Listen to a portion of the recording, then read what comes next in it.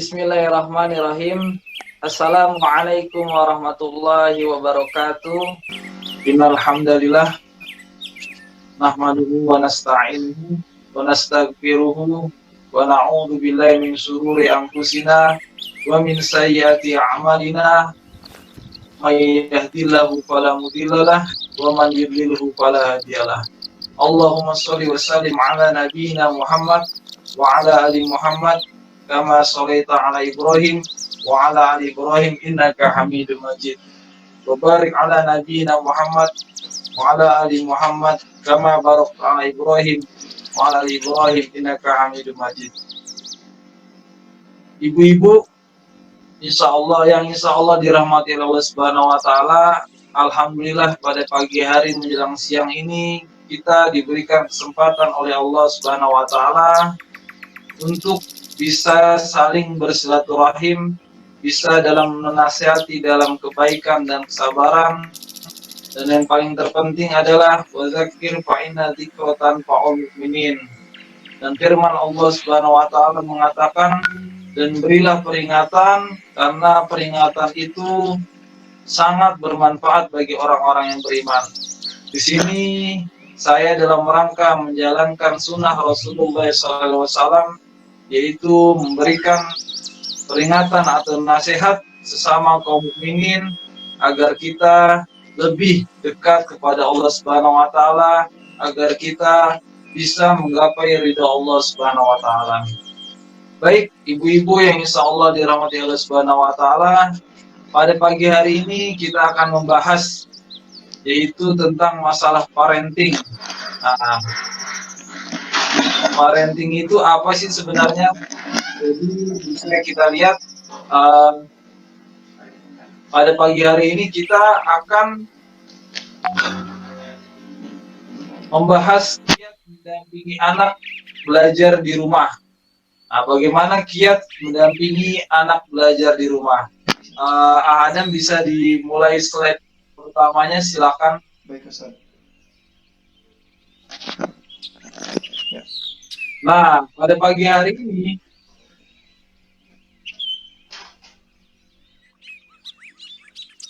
anak tutup dulu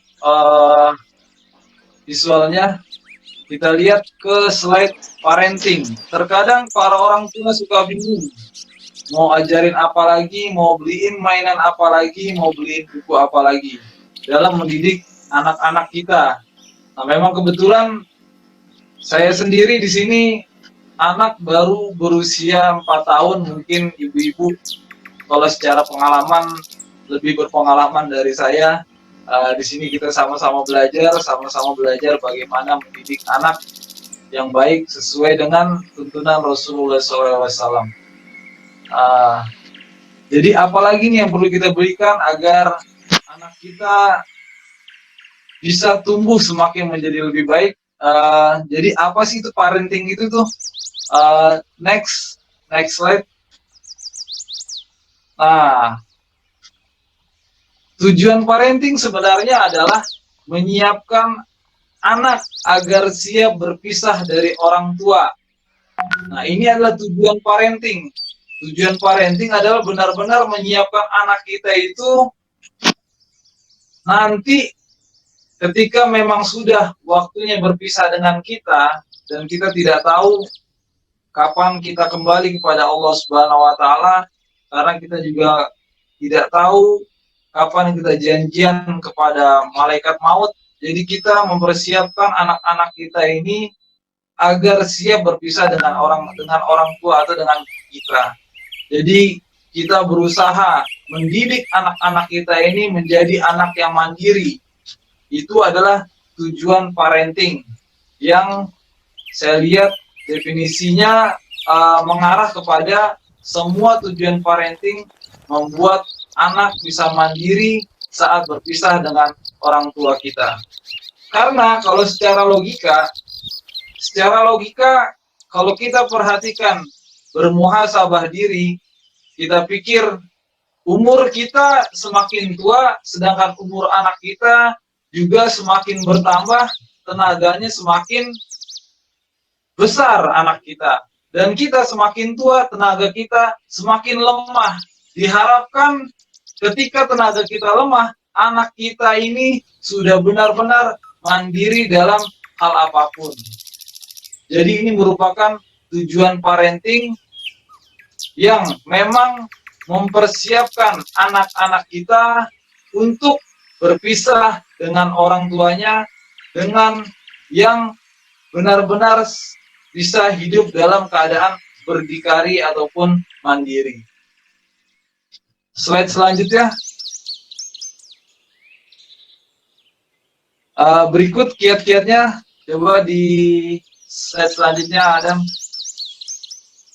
Yang pertama, ibu-ibu yang insya Allah dirahmati oleh Allah Subhanahu wa Ta'ala, dalam mendidik anak yang pertama yaitu menanam pondasi yang kuat. Apa pondasi yang kuat itu? Tidak lain adalah menanam akidah yang kuat kepada anak kita. Apa itu akidah? Akidah adalah keimanan atau keyakinan yang kuat terhadap Allah Subhanahu wa Ta'ala. Bagaimana kita mengimani Allah Subhanahu wa Ta'ala dan rukun iman yang 6. Karena apa? Karena Rasulullah SAW dalam berdakwahnya, Rasulullah SAW menanamkan akidah kepada sahabat selama 13 tahun lamanya. Dengan durasi dakwah Rasulullah SAW selama 23 tahun, 13 tahun untuk menanamkan fondasi akidah yang kuat. Jadi terlebih di zaman sekarang, di zaman yang mana informasi tidak bisa dibendung, sehingga anak-anak kita menjadi penuh dengan informasi yang diterimanya. Jadi sangat penting sekali kita menanamkan akidah kepada anak kita. Sebagaimana Rasulullah SAW bertemu dengan Ibnu Abbas, dalam riwayat dikatakan Rasulullah SAW, wa idza sa'alta fas'alillah, wa idza ista'anta fasta'in billah. Jadi yang mana artinya jika engkau meminta segala sesuatu, mintalah kepada Allah Subhanahu wa Ta'ala. Jika engkau minta tolong segala sesuatu, mintalah tolong kepada Allah Subhanahu wa Ta'ala. Ini merupakan fondasi yang kuat, fondasi yang mengajarkan seseorang untuk meminta apapun kepada Allah Subhanahu wa Ta'ala. Jadi misalnya contoh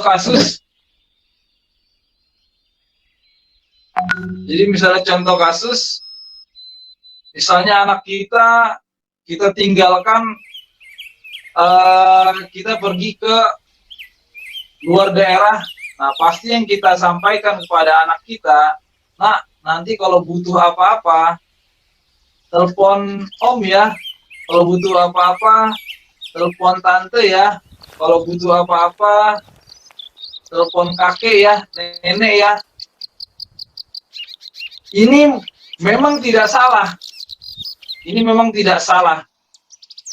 Tetapi yang perlu kita tanamkan kepada anak kita, nah, ketika engkau membutuhkan pertolongan, mintalah pertolongan terlebih dahulu kepada Allah Subhanahu wa Ta'ala. Nah, baru setelah itu silakan kamu bisa nelpon tante, bisa nelpon Bu D, Pak D, kakek, nenek atau kerabat kita yang kita rekomendasikan kepada anak kita. Nah, ini dan bisa di slide selanjutnya tadi yang hadis tadi.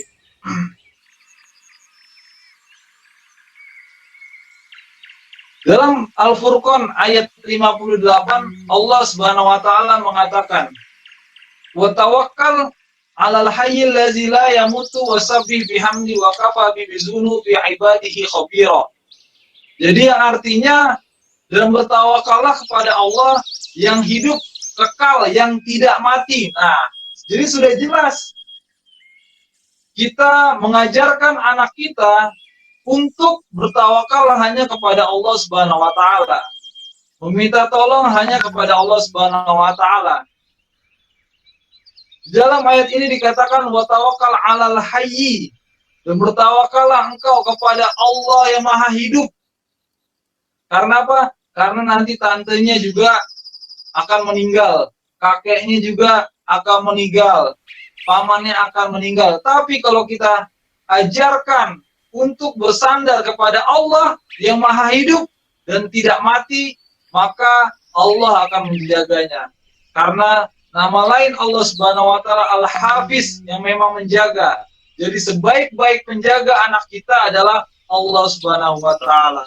Jadi ini bisa kita ajarkan kepada anak kita untuk benar-benar meminta segala sesuatu, meminta pertolongan, meminta bantuan apapun kepada Allah Subhanahu wa taala. Ini yang harus kita tanamkan kepada anak kita. Contoh anak kita, mah sulit belajar, nak coba kamu mohon kepada Allah ya supaya agar mudah untuk memahami pelajaran. Mah susah ngerjainnya, coba kamu ya berdoa dulu, minta sama Allah untuk dimudahkan mengisi pelajarannya atau mengisi LKS-nya atau mengisi soal-soal dari sekolah. Ini mulai kita tanamkan kepada anak-anak kita. Karena ini merupakan hal terpenting, pelajaran yang tidak akan dimakan oleh zaman, pelajaran akidah ini. Pelajaran akidah terhadap Allah Subhanahu wa taala, keimanan terhadap Allah Subhanahu wa taala. Di dalam surat Al-Furqan ayat 58 ini, kita harus berlepas diri dari 3 hal. Yang pertama yaitu dari benda mati, yang kedua dari makhluk hidup, yang ketiga mantan makhluk hidup. Apa mantan makhluk hidup, ibu-ibu? Mantan makhluk hidup ya orang yang sudah di kuburan.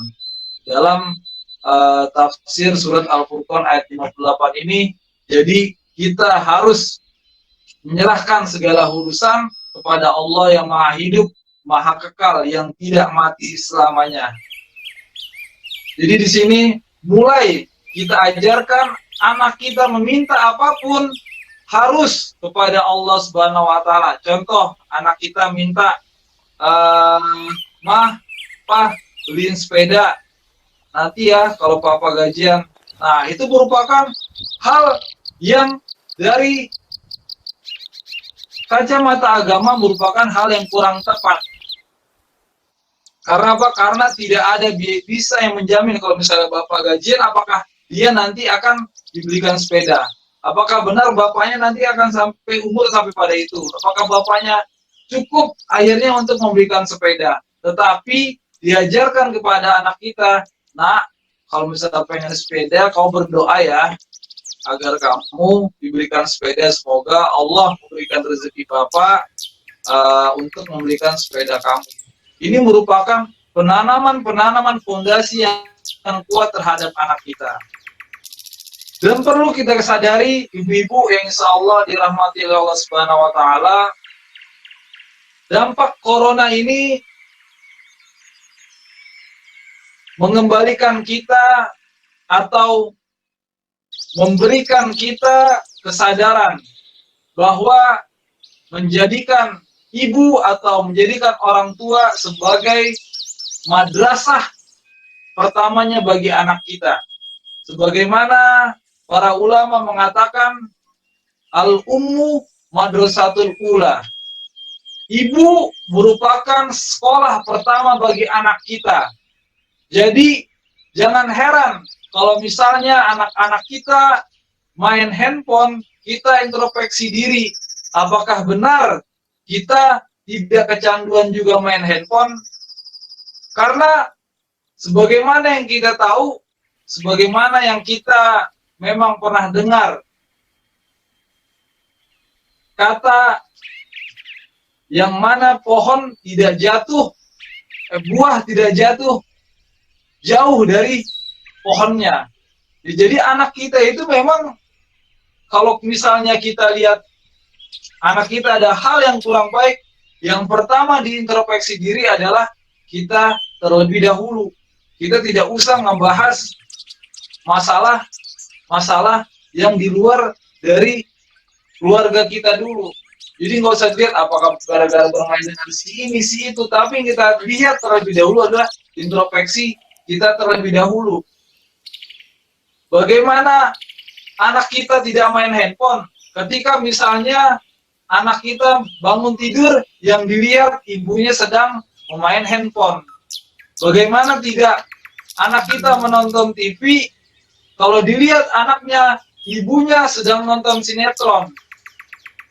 Jadi inilah yang membuat anak kita ini melakukan perilaku yang sama ketika dia melihat orang tuanya. Karena orang tua juga telah memberikan secara contoh yang tidak baik. Karena orang tua juga secara tidak langsung lupa akan anak itu adalah merupakan pengikut atau yang orang yang paling bisa mencontek kelakuan orang tuanya, peniru ulung. Anak itu peniru ulung, maaf, anak itu peniru ulung. Jadi apa yang dilihat oleh anak orang tuanya, maka akan ditiru oleh anak tersebut. Jadi seperti itu. Dan kenapa anak-anak kita ini kritis saat ini? Karena tadi yang saya sampaikan di awal, karena banyaknya informasi yang tidak terbendung. Jadi ketika anak ini menanyakan kenapa harus sholat, kenapa harus belajar, itu kita sebagai orang tua harus bisa menyampaikan dengan alasan. Sebagaimana Allah menukil perkataan Luqman dalam firman-Nya, Allah Subhanahu wa taala mengatakan dalam firman-Nya, perkataan Luqman dinukil, wa iz qala Luqman libnihi wa huwa ya'izuhu ya bunayya la tusyrik billah. Dan ingatlah ketika Luqman berkata kepada anaknya di waktu ia memberi pelajaran kepadanya, ya bunayya, hai anakku, la tusyrik billah, janganlah kamu mempersekutukan Allah. Di sini apakah titik apa koma? Ternyata koma. Di situ Luqman memberikan alasan, inna syirka la zulmun azim, sesungguhnya mempersekutukan Allah adalah benar-benar kezaliman yang besar. Bagaimana tidak kezaliman yang besar, nak? Allah yang memberikan kita hidup, Allah yang memberikan kita nafas, Allah yang memberikan kita bisa melihat, Allah yang bisa memberikan rezeki, memberikan kita rezeki, lalu kita berbuat syirik. Nah, lalu kita mempersekutukan Allah, dan inilah yang bisa membuat kita berada dalam kezaliman yang besar. Jadi seperti itu. Mungkin cukup sekian yang saya sampaikan dengan waktu yang sangat singkat ini. Saya kembalikan waktunya kepada moderator. Apa yang benar datang dari Allah Subhanahu wa taala, yang salah datang dari saya. Billahi taufiq wal hidayah. Wassalamualaikum warahmatullahi wabarakatuh.